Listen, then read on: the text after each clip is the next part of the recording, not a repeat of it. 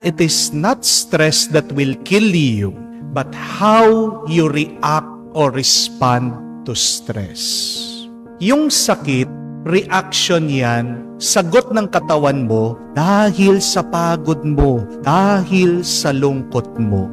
Namamatay ka hindi sa lungkot mo, hindi sa pagod mo. Namamatay ka dahil nagkasakit ka. Bakit nagkakasakit ka? Kasi sinasabi ng katawan mo sa'yo, hoy, magpahinga ka.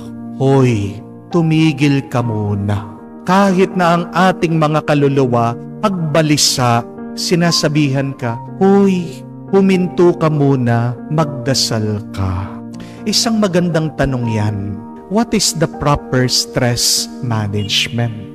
What is the best stress management? Si San Ignacio ng Loyola, nagbigay po siya ng turo para tugunan yung ating mga pagod at lungkot sa buhay. Ang tawag po ni San Ignacio sa ating mga stress o depression sa buhay ay spiritual desolation. At ano po ang spiritual desolation para kay San Ignacio? How does Saint Ignatius describe spiritual chaos within us? First, sabi po niya, it is the darkness of the soul. It is